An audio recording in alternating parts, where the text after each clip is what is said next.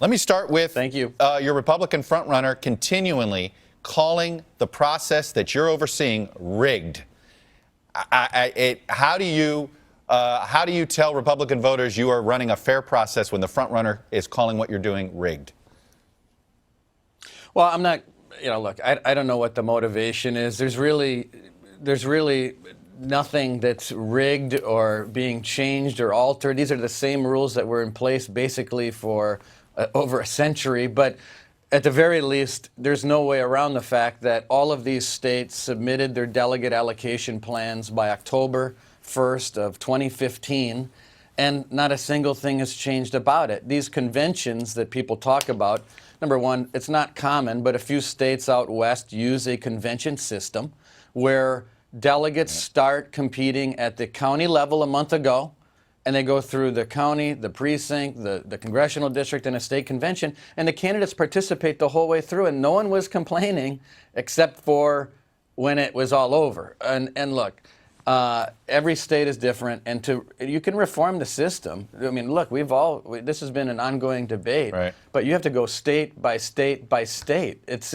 a pretty extraordinary task. How concerned are you when Donald Trump says the RNC better be prepared for a rough July? And are you concerned about reports of threats being made to delegates? What do you say to any campaign doing that? Well, sure. I mean, look, there's no room for threatening the delegates or the convention or anybody that would be going to our national convention.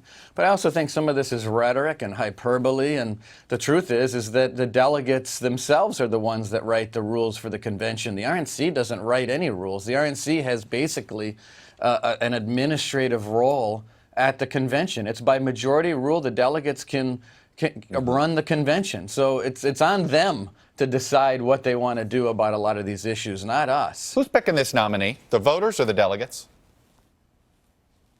I think it's a combination, but it's empowered by the voters. So the voters empower the delegates, but ultimately the delegates, who in most cases are bound by the outcome of caucuses and primaries and conventions, make the decisions at the convention. Think about this.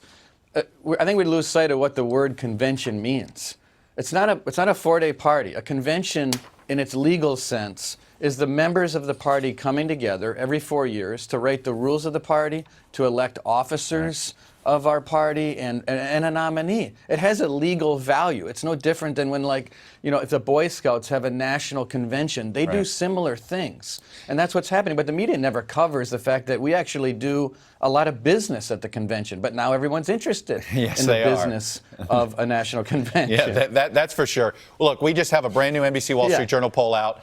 Among Republican voters, we asked this simple question: who should be the winner? Should it be the candidate with the most primary votes, regardless of whether it's a majority, or the candidate who is the choice of the delegates by 2-1, Chairman Priebus?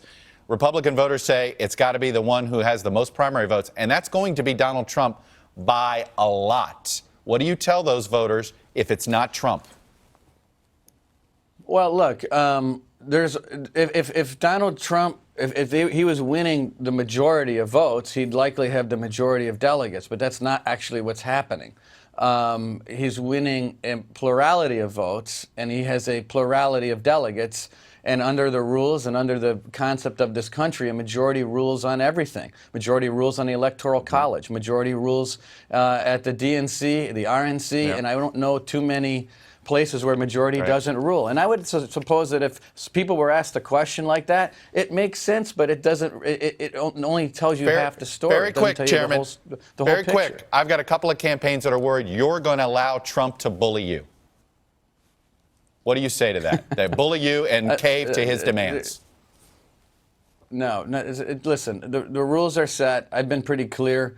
I think I've done more TV in the last 2 weeks than I have in 2 years, and it's because I'm not going to allow anyone to rewrite the rules of our party. All right.